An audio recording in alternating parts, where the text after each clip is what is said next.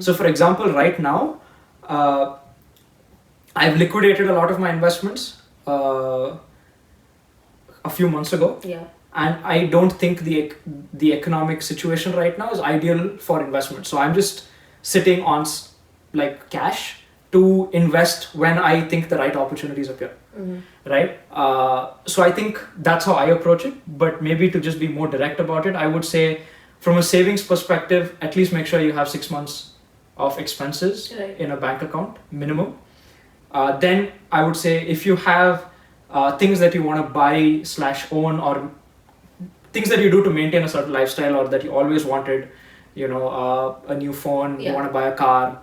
So things maybe over the next 1 year. So keep whatever you want to buy in the next 1 year. You want to keep that in cash as well. You don't want to invest that, because if you do invest something for a time horizon as short as 1 year, it might be a little tricky for you to withdraw that money from that investment when you need it. Yeah.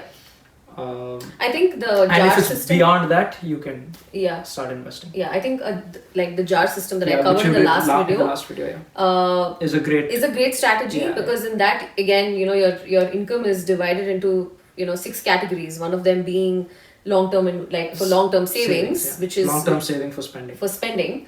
And then you have your financial freedom account, which is basically money for investing, compounding, things like that. So if savings is not natural for you, the jar system is the best way to do it. Yeah.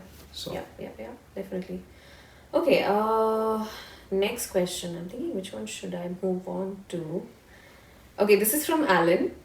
How can I get the best amount of return for the least amount of risk? I already, I think, answered that question. I mean, you're looking for an ideal scenario there. Which is?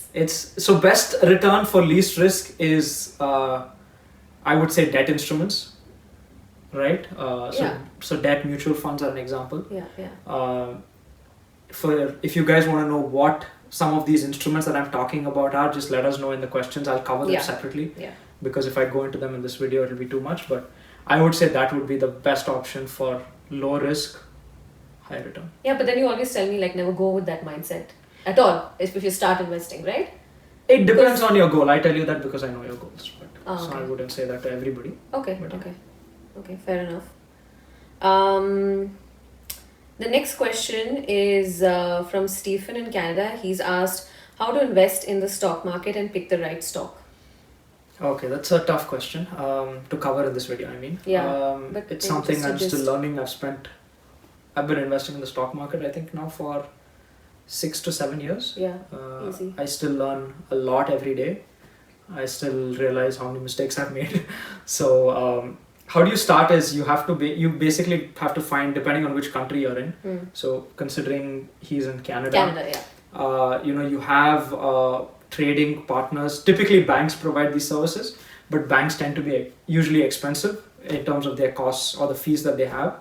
But you have investment brokers. So in Canada, examples are Questrade, Wealthsimple. In India, examples are Zerodha, Upstocks, India Infoline, Kotak Securities, and all the banks. In Canada as well as in India, all the banks do it.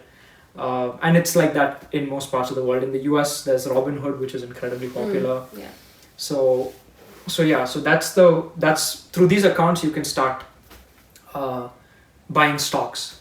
How do you pick a stock is a very long question to answer. I don't know if we can answer it, but if I were to give a nutshell, it is look for what you specifically. So I use multiple things. So again, I can't. So there's fundamental analysis, there's technical analysis. So technical is just understanding price movements on a chart. Fundamental analysis was where you look at the strength of a company. But if I were to give you the simplest way, which I'm trying to implement, it's very hard to do. But once you're able to do it, I think it's the best way to pick stocks.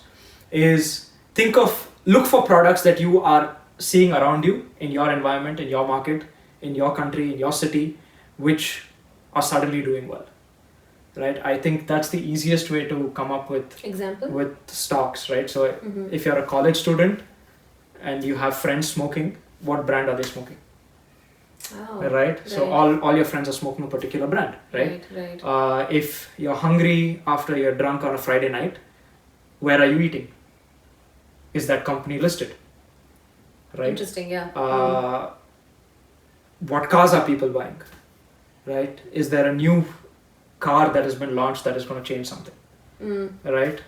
I mean, we all know it, right? We've been buying on Amazon for God knows how long, but how many of us own the stock? True. We bought Samsung. Okay, we can't own Samsung in India at least. Maybe you can give the Bharat City example as well. Yeah. So I mean, we look. Andrea's parents bought an apartment in Bharati City in Bangalore, and at that point, I actually looked at the stock price. Yeah. And I realized that if, of course, it's a theoretical example, but still, instead of investing in that apartment, if you had bought the stock, in the time that you got the apartment, that is, they finished constructing it and gave it to you. Yeah. Obviously, in that time, the apartment has maybe gone up by 5%, let's say, but the stock had doubled. Yeah. Right. So look for stuff like that. Right. So everything, what food are you consuming at home? Right. Which grocery store are you going to? Yeah. For those who have kids, what products are you buying your kids? Right. Like Nestle is literally the leader for all the stuff that you give kids, milk, all of that other stuff. Yeah. So that's, in my opinion, the easiest way to start getting into the stock market is to just see, okay, here's a product that I'm seeing everybody buy. Okay, let me see if this company exists and I can buy the stock. Right. So that's a first step. I'm not saying just because everybody is buying or eating in a particular restaurant, you should go buy the stock. In no way am I saying that. I'm saying that's just a good starting point. Like it gives you an idea. You now have to go research that idea, and that's going to be an incredibly lengthy process. So yeah. I mean, it's a learning process. I don't mean to scare anybody by saying it's lengthy. It's just a learning process, and ultimately, it's like this, right? If you expect your money to grow without you doing anything. It's not going to be easy. Like, don't expect it to be easy. I think that's with anything in life, right? Yeah. So a lot of people expect to put their money away and then wake up the next day or 5 years later and for it to have doubled or tripled. It doesn't work that way, right? You have to do at least that initial research. You have to understand stuff so that it grows. Yeah. True. So yeah. Cool. So coming to our last question, it's from Pankti in Bangalore, and she has asked, any views or knowledge on judging the credibility of impact investing? Well, that's an awesome question. Yeah. So I don't know how many people know what impact investing is. Yeah. So impact investing is something that's become really popular over the last. I think I came across it maybe 2 to 3 years ago at max, but it's still sometimes something that's a little hard to research. So if Pankti, you have something you're specifically looking at, I'd love if you could share it with us so I can check it out. Yeah. But in a nutshell, what impact investing is investing in businesses or initiatives that are socially beneficial to everybody, that are sustainable, that are helping different parts of society, so on and so forth. Right. So that's what impact investing is. Yeah. And judging its credibility, like how do you... So honestly, I actually haven't heard of, I don't think I've heard too much about... From a criteria perspective, right? No, I haven't heard of this too much in India. Like I've come across individual investment opportunities, which you can say is an impact in some way, but it's not something that's easily available. Like it's not as easy as, like I got this opportunity through my network and my connections. It's not something that, it's not like buying a stock. Like if you have a stock trading account, you can just go, anybody can go buy Amazon, for example. Yeah. So the opportunities I came across in India were not like that. They came in through my network and so on and so forth. So I don't know what it's like in India. Here I have actually seen quite a bit of options that are available from different investing companies where you can actually invest in sustainable companies and ethical companies and all of that stuff. Yeah. So I think it's a great idea. I think it's something that's definitely going to grow a lot.